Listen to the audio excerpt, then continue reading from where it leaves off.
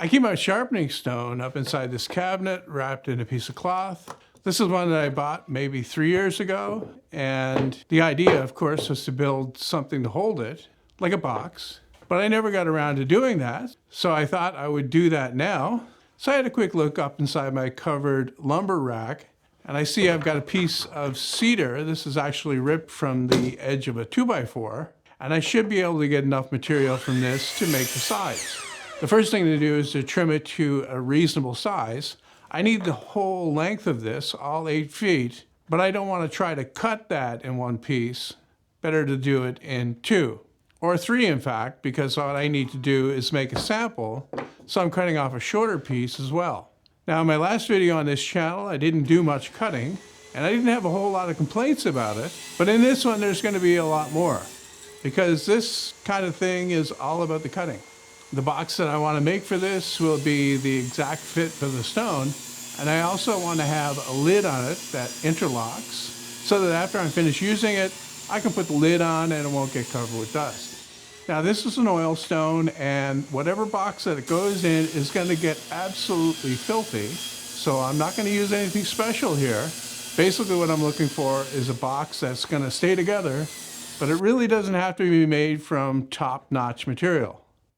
So the first operation is to rip it to the correct thickness, and then I can readjust the saw and trim off one edge before flipping it over and cutting it to the right width. And I'm making these cuts on my homemade table saw that's also equipped with my homemade table saw fence. And if you're just starting out in woodworking and can't afford a bunch of expensive tools, I recommend giving this a try. Not only will you wind up with a saw that you can use for many other projects, building it will be an excellent experience. Plans for this are available on my website, and they include the table saw fence as well. And there's a link to that in the description. The next part is a little bit more involved, and this is where my sample comes in. I need to make a very precisely sized rabbet in the edge of both pieces, and they need to be sized in such a way that the parts line up perfectly when they're nested together. And the way to do that is to start off small and work your way up. It's called sneaking up on the final size. And a little bit of play here is not a bad thing, but you really want to make this as precise as you possibly can.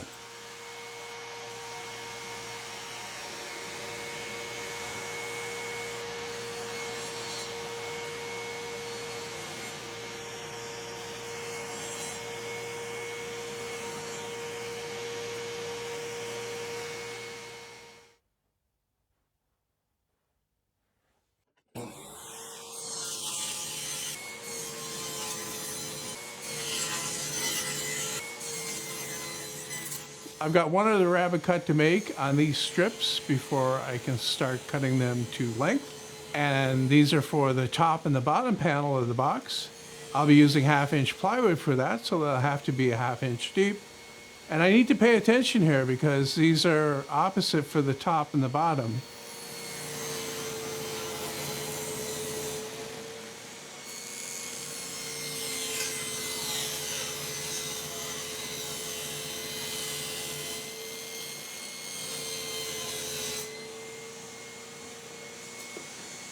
Okay, so those are done, and I've trimmed them down to matching sets. And what I'm doing now is I'm taping them together so that I can cut them in pairs, top and bottom.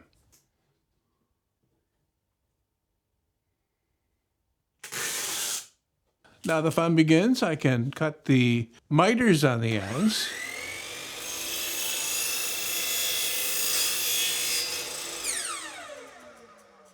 And rather than measure these parts, I'm going to use the sharpening stone itself to mark out the correct size.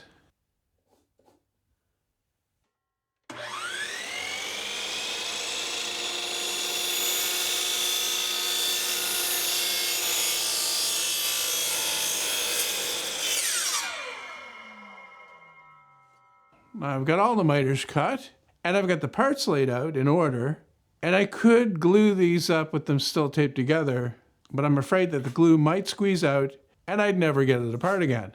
So I'm going to deconstruct it and put these together one at a time.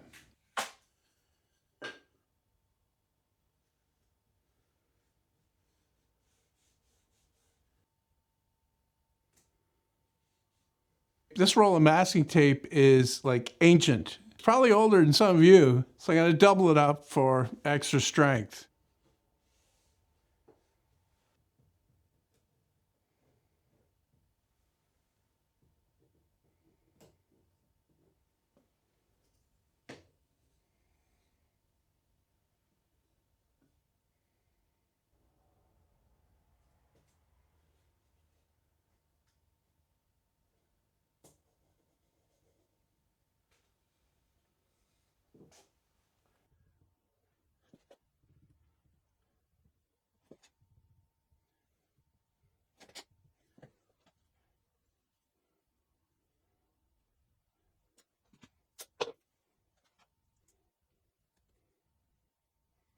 I let the glue dry for several hours. Now I'm taking the tape off and checking the fit.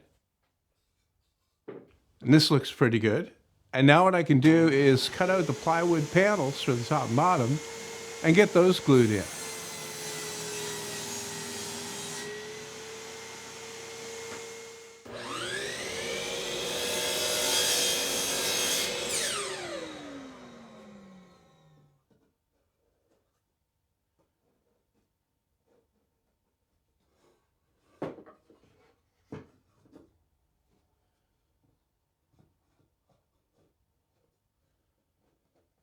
Before I glue the panels in, I'm going to bevel the inside corner just slightly with my block plane. And what this does is it gives clearance for the glue as I push it in and clamp it up.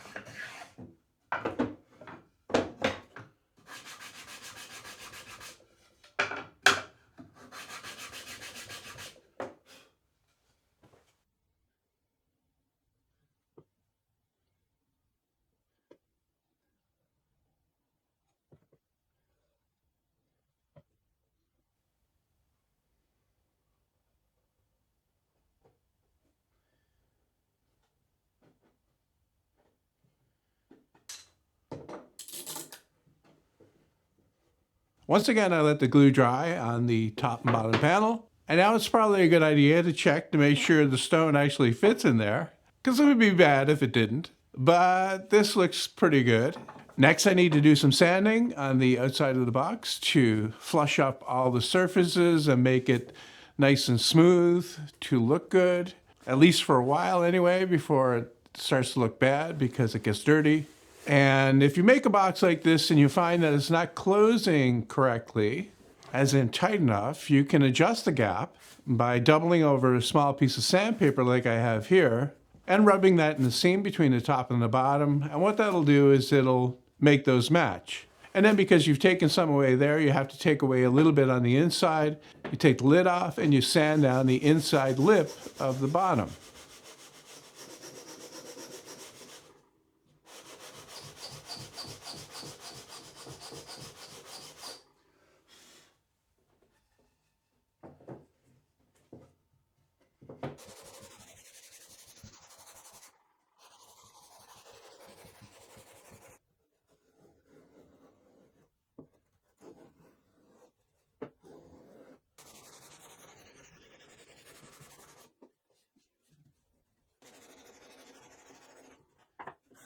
This thing has turned into something just a little bit more fancy than I first envisioned. So I figure I'll go a bit further here and brush on a couple of coats of water-based polyurethane to try to keep it looking good for as long as I possibly can.